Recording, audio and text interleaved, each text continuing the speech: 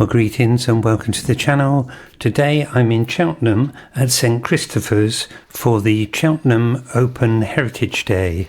In particular, I'm here to see the Thomas Denny windows, which are magnificent. There are two new etched glassed windows by Nicholas Minher. The light is too strong to video them from this angle. I get a better view later. The church itself on the exterior is quite modest and modern, but don't be fooled. The stained glass windows are well worth a visit.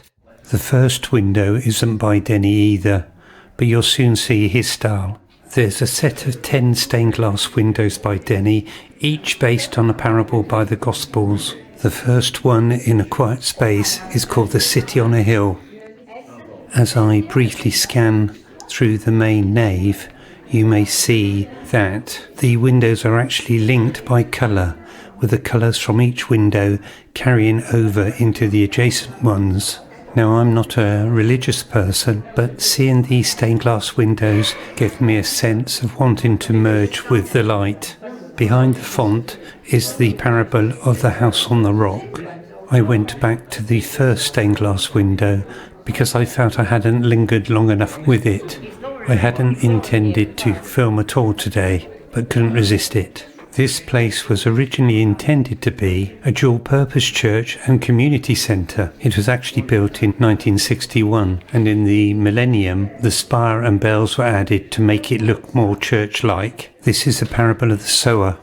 We're now heading towards the parable of the tares. Let me know in the comments if I mispronounced it. If I appear to be whipping around, it's because there's shortly due to be a lecture.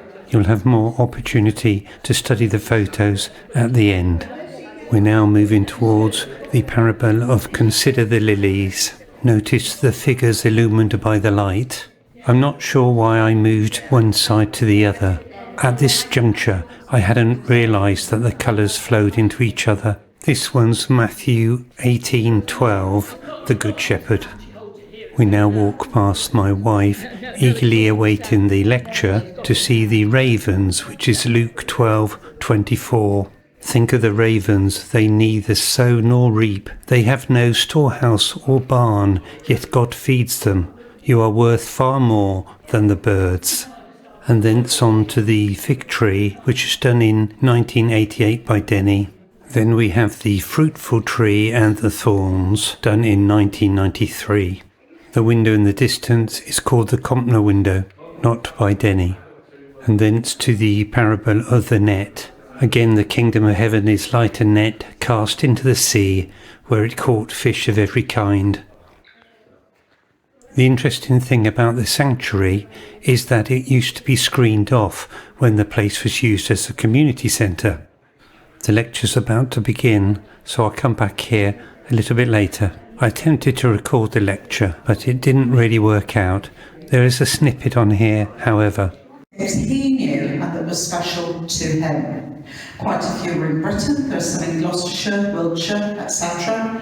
And they stretch across the United Kingdom. The ravens are set on the west coast of Ireland. You can probably see across that rich, triangular, very dark blue sea on the upper left, there are two little islands sticking up. One is particularly noticeable. They are the Skellig Islands, which are visible from the Curry Cliffs in southwest Ireland, for example. And this one over here, the very light, bright green and pink window, if you like, is the Good Shepherd, and it's set in northern Scotland. So the settings vary, but they're all places that he chose to set his stories in. I took the opportunity while the place was vacated to pan the camera again.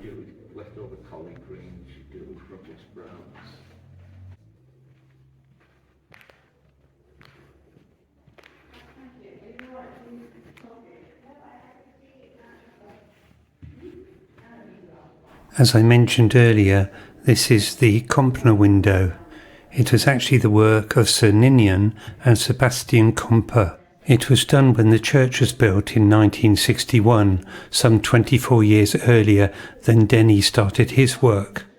I usually like my churches to be quite old, and I was really surprised how much I enjoyed being in this space. It really did seem to have a spiritual quality to it, and everyone was so friendly here and welcoming. Surely at the root of it all is brotherhood and sisterhood. I guess in essence we're all groping towards the light, and to sit among such beautiful stained glass windows and to immerse oneself within the light that flowed through it and all the colours was a deeply compelling experience. So now we get to view the Nicholas Minor etchings from a better vantage point. You can see much more clearly the detail on it. The windows are sandblasted, which is a form of etching. The unit is double glazed and is sandblasted on three sides, which gives a kind of three-dimensional effect. They were deliberately monochrome, so they didn't jar against the colourful stained glass windows of Denny.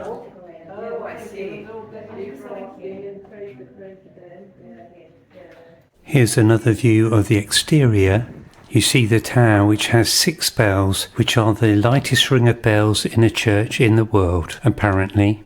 Well, I'm off home now, so I'll see you in the next one, but you may wish to stay a while and look at the pictures that follow this video. See you in the next one. Bye for now.